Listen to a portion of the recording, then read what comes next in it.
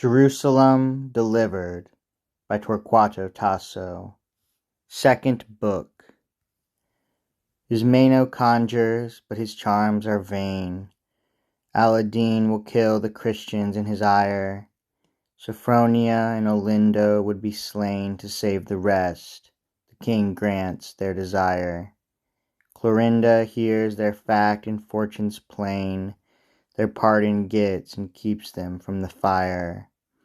Argantes, when Aletes' speeches are despised, defies the Duke to mortal war.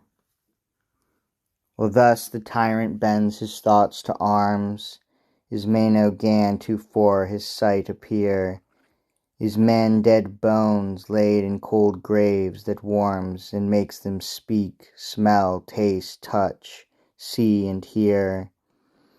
Is men with terror of his mighty charms, that makes great Dis and deepest hell to fear, that binds and looses souls condemned to woe, and sends the devils on errands to and fro.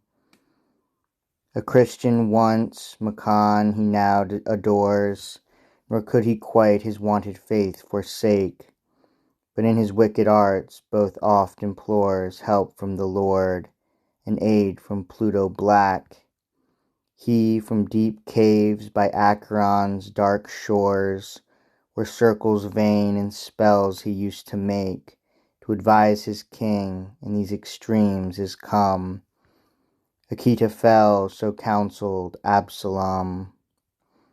My liege, he says, the camp fast hither moves, the axe is laid unto this cedar's root, but let us work as valiant men behoves.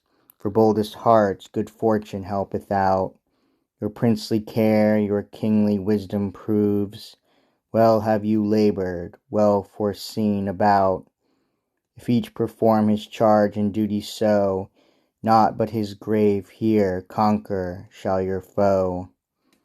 From surest castle of my secret cell I come, partaker of your good and ill. What counsel sage or magic sacred spell may profit us, all that perform I will. The sprites impure from bliss that whilom fell shall to your service bow, constrained by skill. But how we must begin this enterprise, I will your highness thus in brief advise.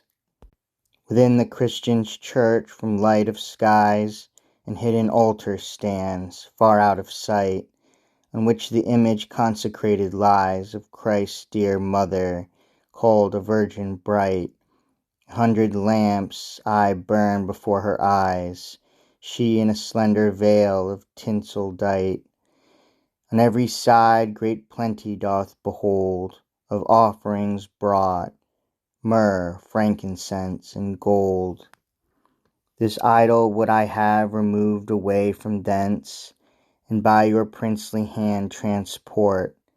In Macon's sacred temple safe it lay, which then I will enchant in wondrous sort, that while the image in that church doth stay, no strength of arms shall win this noble fort.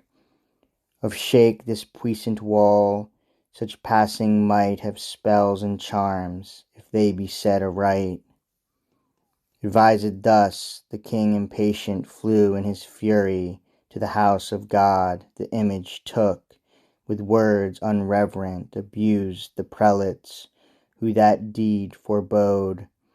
Swift with his prey, away the tyrant went, of God's sharp justice naught he feared the rod, but in his chapel vile the image laid, on which the enchanter charms in witchcraft said. When Phoebus next unclosed his wakeful eye, uprose the sexton of that place profane, and missed the image where it used to lie, each where he saw in grief and fear in vain. Then to the king his loss he 'gan descry, who sore enraged killed him for his pain, and straight conceived in his malicious wit some Christian bade this great offence commit. But whether this were act of mortal hand, or else the Prince of Heaven's eternal pleasure, that of his mercy would this wretch withstand, nor let so vile a chest hold such a treasure, as yet conjecture hath not fully scanned.